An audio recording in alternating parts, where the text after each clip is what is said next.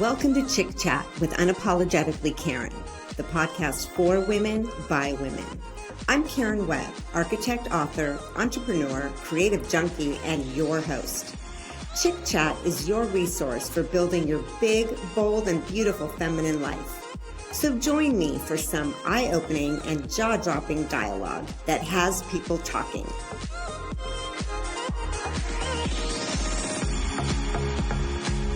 Welcome back to Chick Chat. Today's guest is Chantal Landreville. She is an author and certified love and relationship coach with over 2 decades of experience in personal growth and human connection.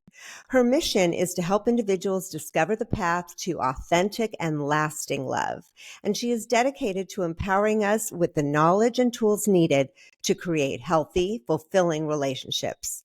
Chantal's work is renowned for its emphasis on personal development, self-acceptance, and effective communication. She is an advocate for love as a transformative force in people's lives. Welcome, Chantal. So nice to have you. I'm so happy to be here, Karen. I love the intro because it really does solidify everything I love to talk about. Oh, good. That's good. No, it seems so concise and really, really good. And I want to tell you, so I've been, I've looked over your website, everything else, and I've been really intrigued by your story. Part of it because I have a feeling once I hear it in detail, it's going to really resonate for me. And some of the path I went on. So let's just dive in. Tell us a little. I know you have a new book that just launched. Tell us about that and then kind of how you started this journey. Yeah, so I actually was officially released and launched on February 14th on Valentine's Day. I'm not going to lie, that was really well planned. Yes, congratulations. Yeah, that is perfect. That's Yes. just apropos. Nice. Yes. So Raise Your Love Signal. It's a guide to attracting and keeping the love of your life because at the end of the day, it's all what we desire. I mean, as we are on our quest to the dating world, wherever you are in the journey of love, I think that it's all something that we thrive towards. And it really started with my own journey. I was single for a little less than 18 years, constantly struggling, attracting unemotional available partners and just failing to a point that, and listen, I know a lot of women can relate to this out there that they've been single for a long time. I would hear things like, you're probably being too demanding, you intimidate people. Are you sure you're not being too picky? Are you this? Are you that? And I was just like, okay. At one point, I started doubting myself because I was like, maybe I am. Maybe I am being too demanding. Maybe I am being too picky. Right, And right. that didn't necessarily take me to a great place because what I started doing was always minimizing who I was as a person. And at the end of the day, to be in a healthy relationship, you want to be with someone that accepts you for all of you, whether that's the good and the bad. So, the one thing that kind of saved me through my journey of those 18 years was that I was extremely fascinated with human behavior, personal development. So I researched everything. And I remember from even when I left my long-term relationship, I was very young. I was in a long-term relationship for 7 years from 19 to 26. And when I left that relationship, I was like, okay, I'm fascinated. I want to understand more how people date, why we struggle so much. So I had even started working on a documentary back then that didn't end up working out because my partner in business at the time got very sick. But when I started consuming all of that stuff and fast forward back to today, 5 years ago, when I did meet my partner, I realized 2 things. One, it's really hard to attract the right person. But it's a whole other thing actually surviving and being in relationships. And these are things that we've never been taught. They're not skills that we've never, ever been taught. So I was like, thank God I learned all of this stuff because I was fascinated. It's not everybody that's curious about human behavior and understanding and just constantly thriving on like, how does this work? How can I, work around this? Or what does that mean if this means this? So I was always questioning myself. And that's when I said, wow, I have a lot of knowledge. Right. Uh-huh. I had lots of knowledge, and it cost me lots and lots of money over those last 18 years. So the book literally is everything of the best that I've learned and applied to my life, and that has made all the differences in the world in this book. So that's kind of my journey in a very, In a very short. nutshell. So now I get to dive in with questions if that's okay. So Yes. first off, why did you leave that 7-year relationship? Just to give us a base to start. Yes, and I love that you asked that because I think it's important, especially when we are dating in our 20s. I've come to realize we really don't know who we are. So I moved to, I was a small town girl living in Ottawa. I moved to Montreal, which for me was such a bigger city. And I met this guy, he was older, and I was in admiration of him because he taught me a lot of things that small town girl going to the big city, Right. food, wine, culture, like so many things. And 3 years into the relationship, when I started stepping into less of the admiration component and taking ownership of my person, it was a competition. It bothered him Ah. that I had such a big personality. And I remember having an argument at one point, and he told me, he's like, when you stop being a star, this won't be an issue in our relationship. Ooh, And I was ouch. like, yeah, ouch. And I was like, Nice. a star? Like I didn't realize we were in competition here. Oh my, yeah. So I finally decided that I needed to leave that relationship because I was like, I don't, it's kind of always that curiosity that tends, because it's easy to get stuck in a comfort zone and what you think you were told that it should be, right? Oh, But absolutely. hence why Yeah. I left the Hmm. small town in this relation. I was like, there's more, there's more. This can't be it. I'm like an adult living in a young woman's body. Like I need to. And then that year, I remember when I left, I created a list of everything I wanted to live and experience. And it took me 10 years to go through that list. Did you accomplish that list? That's I fan. did. Okay, that's like an early life bucket list. That's pretty great. Yes, yes. And it allowed to get to know a lot of who I was. And when I woke up one day 10 years later, I was like, oh, okay, I'm ready to find, something serious and get into a serious relationship. I was almost 38 at this point. And that's when the struggles that I had kind of turned over because I wasn't looking for a relationship for the right reasons, right? I was looking for relationships for the right reasons compared to the 10 years prior. Oh, I see. And Right. and Hmm. that's where I was like, why am I constantly attracting these unemotional available people? And dove into a form of work that was a little bit deeper, finally understood that, the subconscious mind had registered that I had lost my father when I was 2 years old, Hmm. first love of my life, leaves me, abandonment. So my subconscious brain had really registered that this was a way to protect myself. I would always stay in control, knowing that it would never work out. So once I figured that out, it was like, oh, how now am I going to rewire this brain and this way of thinking that's been part of me all of my life? And I think that's where a lot of people, when they are repeating the same mistakes, thinking, what's wrong with me, or blaming others, at one point you really do have to look at yourself and say, and in my case, I knew I was my own problem, but not necessarily from my own fault. It was just I needed to understand where I was rooted from and what my beliefs were. And I think it's Right. really important for people to dive into that because our first love our parents, whether they were there Hmm. or not, Hmm. good or not. It's important to understand where you come from to know why you show up the way you do or not in relationship. Right. And I think that people assume we start out with a blank slate, and that's so not true. I mean, when we're in the dating world, we don't. Our blank slate was when we were born, or maybe even before that. Oh So, my God, right, yes. all those things. And you're right. I think people do start to blame or just place the reason for them not finding somebody as like, okay, I haven't run into the right person yet, they haven't shown up yet, I'm not placing myself in the right situations yet for them to show up, and when really they could be showing up all day long, but right, but Exactly. we have our own issues. So tell me a little, so first of all, how did yours show up in your relationship? You were saying, so either did you just always kind of want to control it and then sabotage it because it was, then you were in charge of when it would end? Not, okay. Mm-hmm. Correct. So I definitely, I was great at long distance relationship because it was convenient for me. It was whenever I chose and I would manage it. I was great at, already attracting taken people. And I was Yeah. really good at dating younger men because again, it was a form of control. I knew I would always have the upper hand. But I think at one point I remember, I still remember this, and I remember it further because we talked about this during the book launch, was being in a situation again where I was number two and just waking up and looking at myself in the mirror when I was with someone that was already taken and saying, are you sick and tired of being number two? Like, how are Yeah. you Yeah. accepting this? Yeah. And you are your own worst enemy because you are accepting. So my big aha moment was I realized I didn't feel worthy of receiving the love that I desired.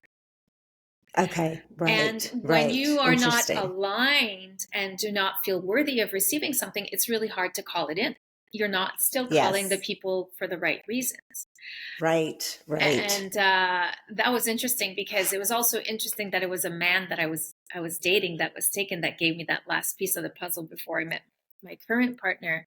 And that's why I encourage people, instead of looking at relationships that fail, it's like, what did you need to learn and how did you need to Mm-hmm. grow to prepare yourself for the next person that's going to come into your life? And it's such a great way of looking at things instead of sitting on your ass, pardon my French. No, true. Yeah. Waiting for it to show up. Yeah, or just feeling sorry for yourself and Yeah. saying, it's not for me. I guess I'm not this. I guess I'm not that. It's just like, I guess maybe I needed to learn something. Maybe I needed to teach something. And how can I make sure I do not repeat what I constantly tend to be Yes. repeating, where self-awareness really comes in? And I would say this to people. I think for me, through my journey, the most beautiful gift I had was my curiosity of learning Yes. and Right. being Mm-hmm. open to always. Yes. And if the more you know yourself, I always say, when you know what your problems are, it's 50% of the work that's already accomplished because you That's know so what they true. are. So now it's like, what's the solution on changing the situation?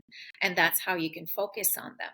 And I always love to give this example of vulnerability because being a control freak like I was, type A personality, Uh-huh. very I dominant. get that. Yes. I'm sure that's why I always use this as an example. Vulnerability for me was a massive issue. And I remember that same woman that I was doing the documentary with, she was my roommate at the time. She said, Chantal, if you cannot be vulnerable with your own close friends, how are you going to be vulnerable in a relationship one day? And I remember I was just, wow, she's so right. Like, I Right. need to work Mm-hmm. on this. And my way to start working on it was, because it's a muscle, and I'm going to use this example of the muscle that you need to develop, especially when it's something that we haven't done most of our lives. So Mm-hmm. vulnerability for me was just, I always got shit done on my own, and it was me, myself, and I, self-reliant, like Yep. didn't talk to anybody about my stuff. And so I chose a friend that I felt very safe with. I explained to her what I was trying to work on. And I said, it's going to be hard for me. This is what I need from you for Right. you to help Right. me develop this muscle. And it took a few months for me to even like call. I was so uncomfortable with the feeling. Right. Oh, wow. Very like, yes, because it's Yeah. something that you're not used to doing. And the fear of, what if I say this and I get judged? But this is what I had said. I don't want to be judged. I don't want advice. I don't want Right. you to tell me what to do. I just need you to hold space for me. And she did such a great job that probably 8 months in, I was like, this is really nice. Like, I don't have to deal with everything on my own. And it's nice sometimes just to talk through stuff. It's often when we need to Mm-hmm. hear Mm-hmm. ourselves talking through our own stuff. And then I started with a second friend and a third friend, and then slowly incorporating that in my workspace when something wasn't going the way I needed or I needed help. So by the time I got to my relationship, which was a massive opening of the heart to receive from a man Mm-hmm. like I Mm-hmm. never had, I was ready for it. And I think Right. that's where a lot of people struggle in relationship when they're looking for it. They think they they're ready for the relationship, but their heart is really, really protected. A lot of our hearts are protected. We need to Right. break that brick wall to be able to be in a really healthy, balanced relationship, because receiving is part of giving as well. Yeah, absolutely. I know. I think that's very true. Now, so it sounds like, let me ask you, we talk a lot on this podcast and just in my social media, a lot about feminine and masculine energy. Mm-hmm. And I'm going to ask you kind of how it applies to here. But I do notice that I think the people that have the hardest time finding that love, that relationship, are probably the very driven women out there, because they have that self-reliance, almost to a flaw, right? Which, and I get it, because I'm same with me, for the longest time, it's like, no, I'll handle it because I'm going to handle it better than anybody else would. Right. So, but that if it's severe independence, Yeah. it does have the negative impact. And, so I find that leading with your feminine energy in a relationship is much more, it just flows much easier. Uh-huh. Tell me what you think about that and what your experience has been. And did that come into play with your partner? Yes, I love this. I love this because it's important for people to understand that we both, you have, so your audience already knows we both hold the energies in our, Hmm. whether you're a woman or a man. But Right. the thing I think people forget is that society has evolved, and women have obviously become much more masculine in their energy, as men has become much more feminine in their energy as well. Or they kind of got lost along the way and they don't know what the hell to do anymore. They don't I think even, that's, yeah, I do yeah, think. I think men right now are probably confused. We've made a mess of it for them. big time, big Yeah, time, big yeah. time. And the thing is that you cannot change the DNA of a man and the DNA of a woman, whether we've evolved or not. It's just like, it's part of who we are. And men are protectors, procreators, Yes. and Yep. providers. You cannot take that away from them. So when I attracted my relationship, old school man, like extremely, really Okay. like Yes. DNA, like Yes. protector, provider. Yep. And I remember when we moved in together, I told him, okay, who's going to pay what? How are we going to do this? And he was Yeah. like, nothing. I got you. Like, and I'm like, no, there's no way What? this You're is like, going to what? Wait happen. a Like, what do you think? And minute. Right? Yeah. he took me by the shoulders and looked me straight in the eyes with his big blue eyes. And he was like, Chantal, do not take away something from me that I want to do and that I can do. And this is where ding, ding, ding, the message again of everything I had learned was, this is it. This is where you learn to receive. Yes. It does not remove your Right. independence, who you No. are. It does not threaten you in any way, but you need to make room for this because it's part of who he is. So Yes. I think women, and I see it because I would say 80% of the people I work with are exactly who I was. Right. Right. So you'll No, be I effective for know. them. Yeah, exactly. And we are our own worst enemy because we are Yes. trying to manage our men Hmm. or Hmm. our other partners in any given situation. We are trying to control them, and we are Yeah. not making room for them to help us. And I also love to give the example of when women have children and the father comes over and he's like, okay, I want to change the diaper and try to get involved. Hmm. And, but the mother has been doing it because the father works all day. So then he comes and he tries, she's like, okay, change the diaper. And he's not doing it properly. So she's Right. like, Right. well, Right. Right. move over, I'll show you. So she does that maybe once, twice. And the third time the guy's like, well, screw this. Like, I Yeah, you obviously do can't do it. anything wrong. So Right.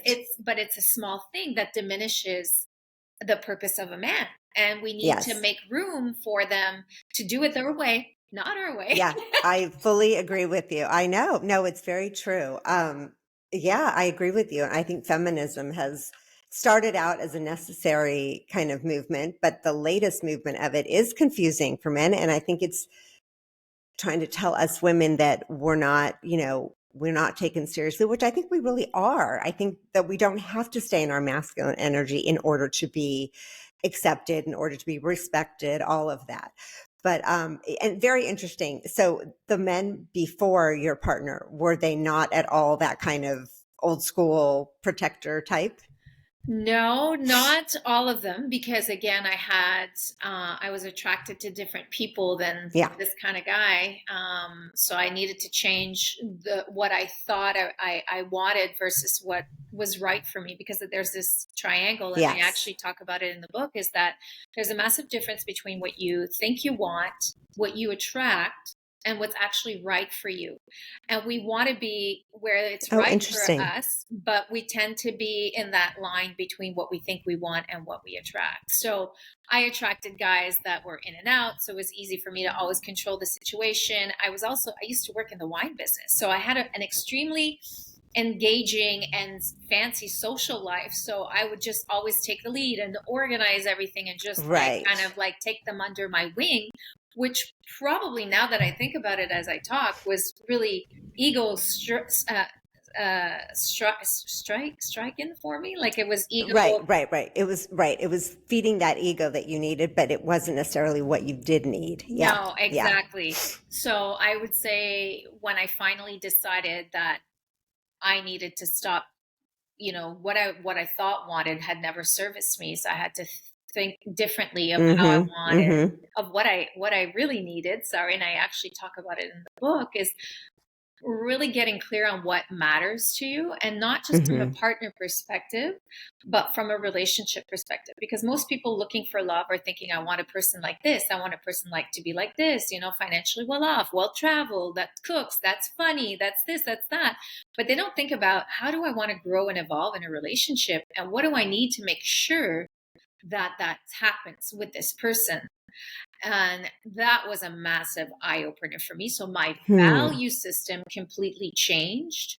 And I opened also the box for me to think differently about people that I never would give the time of day to dating, because it wasn't what I thought. It wasn't exactly. No, I completely can relate. I think that, so I was married earlier. I was married young at 21, but I'd known him for like 10 years. So No. we kind of grew up together. But then when he cheated and that whole thing fell apart, that was really the first time out there dating for me. And you are so right. It's like I thought what I wanted and needed was a lot of what I just had, which was kind of not that strong man, but the one that does want you to nurture them to the point of, I would need to be the rock in the relationship, Mm. always in that, like they just didn't have it all together necessarily. And what I think happens, I don't know, maybe it happened for you, but it definitely did for me. I think I thought, because I am driven, have my own business, etc. I thought if a man is too manly, right, too protective, he's going to just get in my business. You know what I mean? Like he's just going to start telling me what he thinks I should, etc. And I thought it would translate into controlling, Interesting. right? Hmm. And so when I finally did a lot of work to figure this out, Yeah. then when I met my husband now, when I met him, he was completely the opposite. And he is that strong protector. He's a Marine. There's just, there's nobody else I had dated prior that was like that. Yeah. But it's interesting because it makes you nervous a little bit, especially as a strong woman. You don't want to let go of that control or that, self assurance, 100%. or yeah. And so it takes a lot to learn how to do it and to allow yourself to do it. Yeah, 100%. And Yeah. again, it goes back to that vulnerability piece. And why do you Hmm. actually want to be in a relationship? Because a relationship, I call it a threesome. It's you, your partner. It always Yeah, gets you're everybody's right. Yeah. attention. You, your partner in the relationship, and the relationship has an entity of its own. And Hmm. everything we do, everything we say, every trigger, every reaction, you always have to ask yourself, how is this going to service the relationship? Because a relationship, if you're in Interesting. it, it's Yeah. about like me and me. Well, you're in the Yeah. relationship for the wrong reasons. It's about us. It's really about us. And I think that's where people, I really ask those questions, because it's like, why do you want to be in a relationship? And what do you bring to the table as a partner Hmm. to service the relationship? Are you ready to, service your partner's wants, needs, and desires the way that you are asking them to service yours? And Hmm. it has to be reciprocated. So I think that Yeah. when you talk about, and I love your story about thinking that it would be controlling, or that was a story you chose to tell yourself. Probably, I don't, you said you did the work, but Yeah, maybe because of something that you saw happening and growing at home, right, with your own definitely. father and I think, yeah, my dad was, even though I thought, I mean, um, it all translated to control, but it wasn't necessarily the entire rock and protectiveness. mm, So, but regardless, it translated into control. And yeah, so I always felt like I guess I needed either you know, just not as intense of a man, or just not as, involved, so that it wouldn't feel controlling. absolutely. But that what I then realized is, yeah, emotionally unavailable. It's all on me. I could never. And so I think in those relationships, I had to have my masculine energy on Yes. a lot, Yes. because they kind of wouldn't handle anything. Hmm. But it is so amazing when you finally get to the point where you can, you can have some of that masculine energy at work. I think we need it when especially entrepreneurial, you need it. It's about completing things, deadlines, Getting drive, shit done. Yeah. etc., Mhm. competitiveness.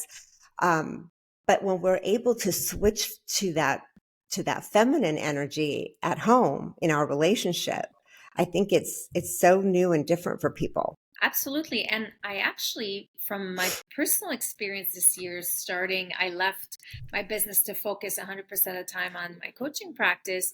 It was really hard to sit more in a feminine energy workspace because, and I'm taking the time to say this because I think it's good for people to practice the muscle again on both Yes, sides yes. to be able to open more to it in your relationship. But it's also important to drive that feminine energy at work as well, where it's like Mm-hmm. allowing creativity, allowing being in flow, allowing yourself to rest and not doing. And I Yes. realized that I Yep. did that this year. It was always about the goal and not even enjoying the Mm. journey. And I realized last December, it was like, Chantal, you quit your job, your safe job, amazing job that you've had for like Right. years, good Oh money boy. for Yeah. this, Right. and you've written a book. How are Yeah. you not celebrating this? So again, Right. it's that feminine muscle also services us It a does. lot. So it's being conscious of it, because I always say every great quality can become a fault. Like control at the end of the day is a great Right. quality, but when it's over servicing, it can become a massive fault. So I always Yes. say, again, the balance. So Yes. practicing both on both sides for it's been an eye opener for me this year, because I kind of had worked on it in my relationship, and now I'm trying to bring it more into my Yeah. business, because I work Yes. from a heart-centered leadership. I teach about love, so I'm like, Right. I Right. really need to sit in that space and try to be a little softer, which also means that you're kinder and Mm-hmm. Mm-hmm. more gentle to yourself. And I remember last week I was working with a mentor, and she said, Chantal, she's like, the inner critic has a full-time job. That little shit never takes a day Yeah. off. And I was like, It's that's so so true. true. So she's Yes, like, so true. stop feeding it all. Like it doesn't Yeah, even need to be fed. And that's really being in feminine essence. It's just it like, is. It is. Right. And I find that for me, well, I've been an entrepreneur for like now at this point, 35 years, and I'm an architect normally. I do oh, this as a side thing, all of our kind of women empowerment and advocacy for that. But I find that the feminine energy at work is amazing in terms of leadership. I think the relationship I have with my employees is not one that typically you would see in the business world. It's much more mentor like, because it's nurturing, because mhm, it does bring that feminine energy into it. mhm. So tell me a little bit about also how you maintain the relationship. I know you deal with first kind of attracting the right person, and then how do you maintain it?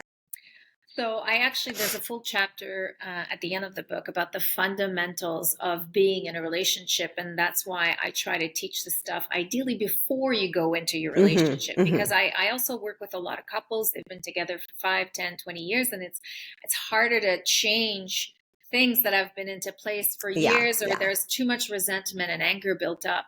So if you can really initiate these things and these habits from the beginning, it just sets a really good tone for you both to have the Mhm. toolbox. As I love to say, it's like having that toolbox that when Yeah. shit hits the fan, you can actually say, you know what, we need to pull the toolbox out. And you both speak the same language, and you both are able to talk and work things through much quicker. So things Right. like, obviously, communication is a massive piece, but I don't think people really understand the importance of communication. And I talk about this 3-step, almost 4-step process in the book as well, and in my communications masterclass that I give. And it's like, listen actively instead of passively to your partner. And this is applicable to any relationship, not And just. clarify that for us a little bit. What's the difference? So typically when people are listening, we're somewhere else. We're either I see. thinking to Yes, respond, yes. right? You're talking Right. to me and I'm like thinking in my head, okay, she's saying this, I'm going to answer this, I'm going to answer that. So we're not being present to the moment. And the best example is when we're at a party, a networking event. Hey, what's your name? I'm Chantal. Oh, hey, Karen. 2 minutes later, you're like, What's your name? what's your name? And it happens all the time, right? It still So happens true. to me. And I know that when I do go to a networking event and somebody does remember my name, I'm so impressed every single time. I'm so impressed, and Right, I right. feel important. I That's very feel true. important. So imagine, this is just a name. So imagine when you're listening actively, this is like, I'm present. I'm really focusing on what the person Mhm, is saying. So mhm. that's number one. Number two Right, is right. acknowledge and say what you heard. So you make the person feel heard. So I'm Okay. saying, Karen, this is what happened at work today, and oh my God, my boss made me feel like this, and and then Karen will say, well, I'm really sorry you feel that way, Chantal. Like, really? That's what happened? Right, Am I right. understanding you correctly, that this is how it made you feel, or this is what really happened? I always say Mhm. there's a lot of value in repeating what the person just shared, because again, you feel actually listened to, you feel heard. Right. And then number three is focus on the solution instead of the problem. So I'm sorry you feel that way. What do you think that we could do? Could we do something to change it? Right. And Yeah. what that does, instead of like when there's a reaction, there's a bomb about to explode, it just leaves room for it to be dismissed instead, because of like, Mhm, I feel mhm. heard. I was listened to, I was acknowledged, and they're willing to say Right. sorry, fix a Right, problem, whatever that may exactly. be. And that's what Mhm. we all want. So massively transformative. So I love, if I wrap it up in two quick, easy words to remember: check the ego at the door, no ego, and then humility. There's a lot more power in being humble and Hmm. apologizing in any given situation than sticking to, like, the need to be Right. wanting to be right in the argument. And again, that question is like, how is this going to service my relationship? How is this going to service my relationship? If I Mhm, if I mhm. stay in my ego, if I have the need to be right, if I want to go back and attack, it doesn't service the relationship whatsoever.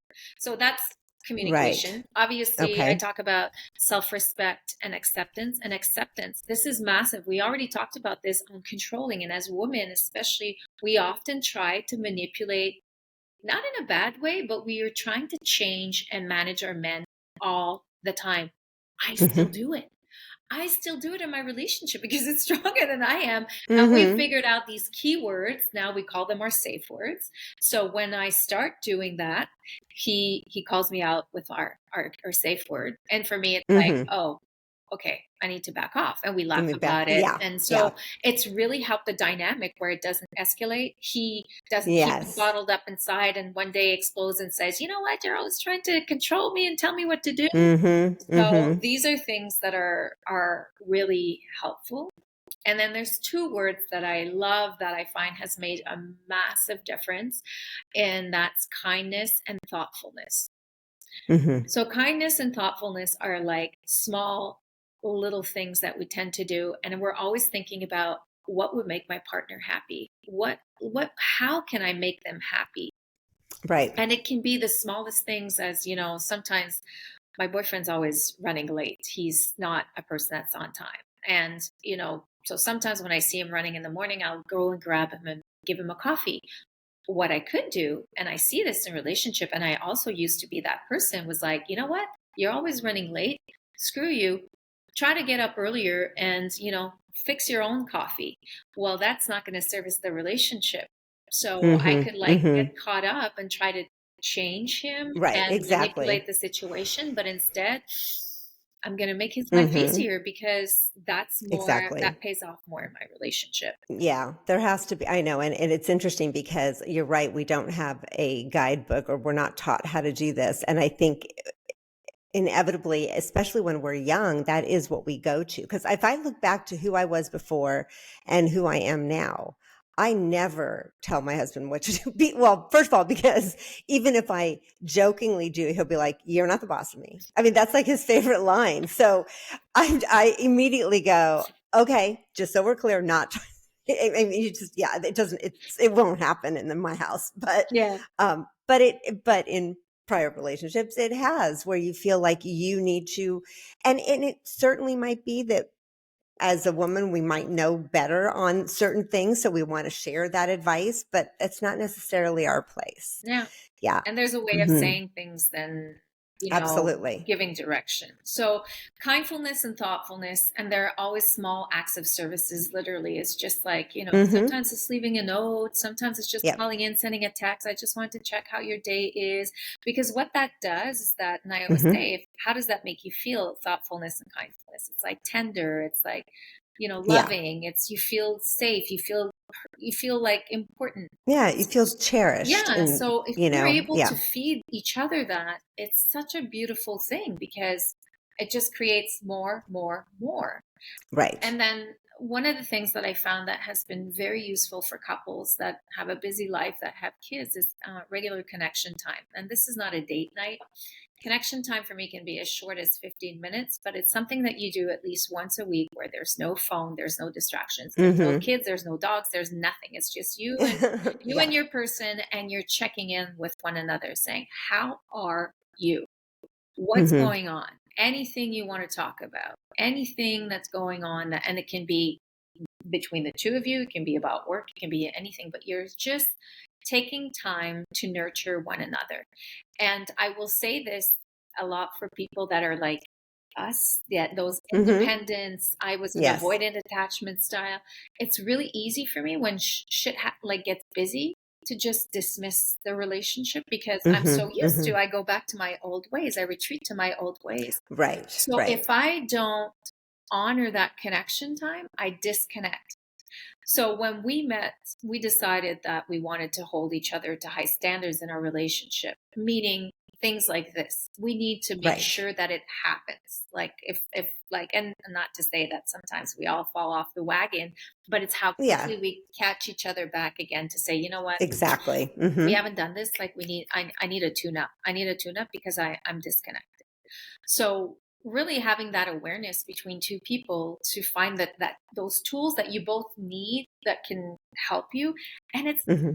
it's so easy once you actually put those things into place from the beginning because you know what to do. And Right. so Right. that's why I find they're really important fundamentals to set into place ideally before.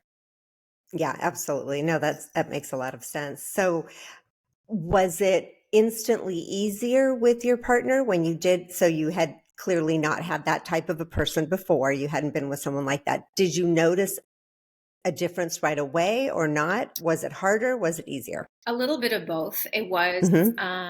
It was very different because I had really done the work and I wanted to show up differently for once in my life. I Right. wanted different Right. results. So again, I was really ready to step outside my comfort zone. And I want people to Hmm. know when you're dating outside your comfort zone, it gets uncomfortable. And we love being comfortable. Yeah. So it's Yep. normal that you will feel uncomfortable. So just so give yourself Yes, time. exactly. Don't give up Yeah, then. yeah, That's yeah, just the exactly. beginning. I had developed really great communication skills, which I did not have. I was the worst communicator ever. So people can actually develop and really get Hmm. comfortable with communicating what they feel, what they need, what they want, what they desire.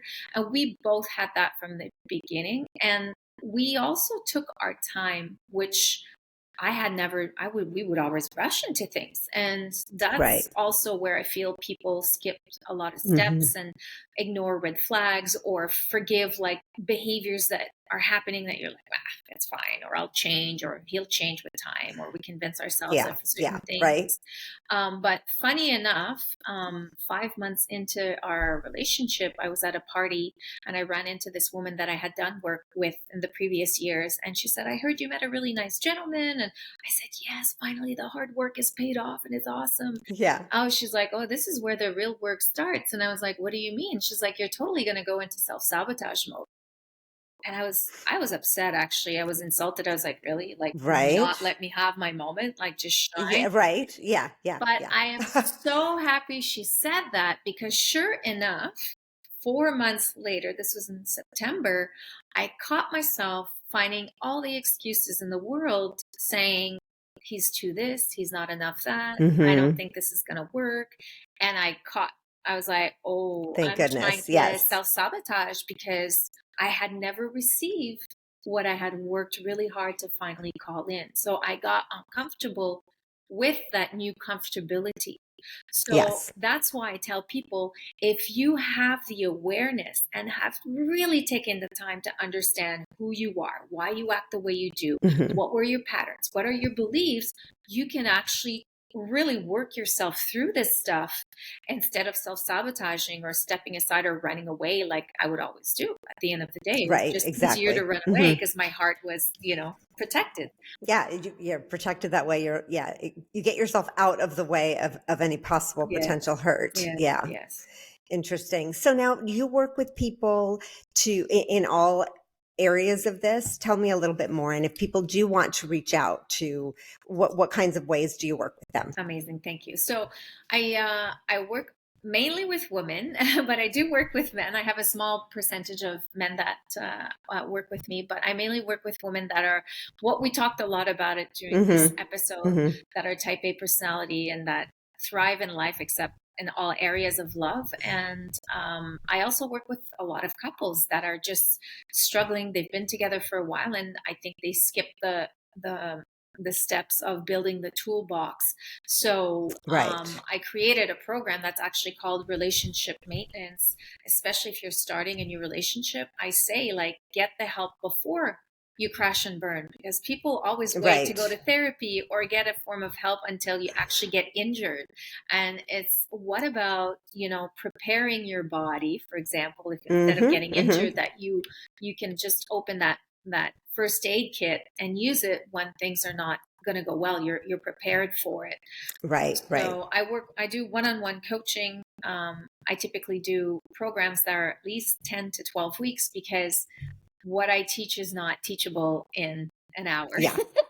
And you're not going to change in an hour. No, Yeah. you're Or even definitely a gonna week. not. It's, No. yeah. Especially people are coming to you with pretty much like long developed patterns and habits that they Correct. need to break. That's hard. Correct. Yeah. Correct. Very interesting. Yeah. Um, and I work in three main areas. So one is really working on that vision of the relationship, which is a huge eye opener, especially if you're really wanting to attract something different for the right reasons in your life. Hmm. We talk a lot about self-love and worth and all of that stuff to understand your roots, why you are the way you are. So a lot of that self-awareness piece that we talked about. And then all the fundamentals through the dating journey, the ABCs of what to do and not to do, and how to actually make sure you don't go through the dating burnout that a lot of people experience, and the fundamentals of relationships. So a lot of it is kind of like a resume of the book in my teachings, but that's a lot of the stuff that I work on. So people that suffer a Nice. lot Yeah. from self-esteem or low self-esteem, I would say, um, we all have I've come to realize we all have a form of lack of worth in some of our Hmm. areas of our lives, and overcoming that, or having the awareness of why that is a can make a really, it's a transformative journey on how you show up in life. Right. And I think you're right. And I think it affects all kinds of things, Mhm. not just your love relationship, No, but exactly, absolutely. exactly.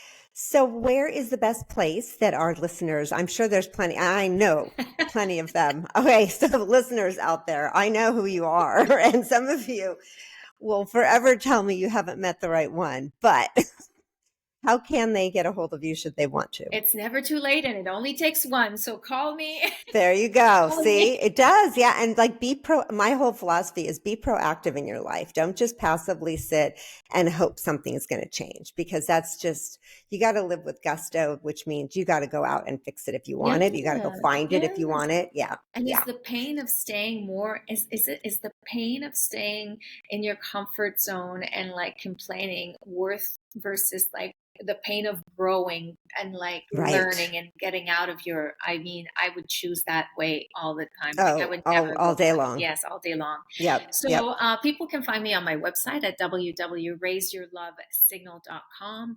All my socials are actually available on my website, but I am most active right now on Instagram, which is my name at Chantal.Landreville.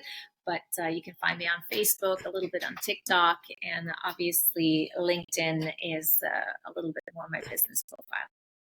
Okay, perfect. Wonderful. Oh, I absolutely loved this. I'm going to be reading your book. Congratulations for that coming out. Thank you so wonderful. much. And I think what you're doing, people really, really need, especially now. I think a lot of men and women are a bit confused. The whole kind of our roles in terms of, intimacy are confusing. Yeah. They're definitely confused. And the last thing I will leave you with, and I think that it gives something for the audience to think about, is that I was actually doing an article for 2024 dating trends. So I had to go through generations and including Generation Z. I was like, oh my God, I really need to, I don't know what's going on there. And when I did all my research and stuff, I realized that one thing we all have in common is that it doesn't matter how old you are. There's never been more of a time that we are craving deep, meaningful human connections. Yes. But there's never been such disconnect on how we don't actually want to invest into those relationships. So what people need to realize is, because I hear it all the time, dating sucks, I hate online dating, blah, blah, blah, men are cis, and it's like always complaining. It's like we need to take ownership and show up differently. It starts with us.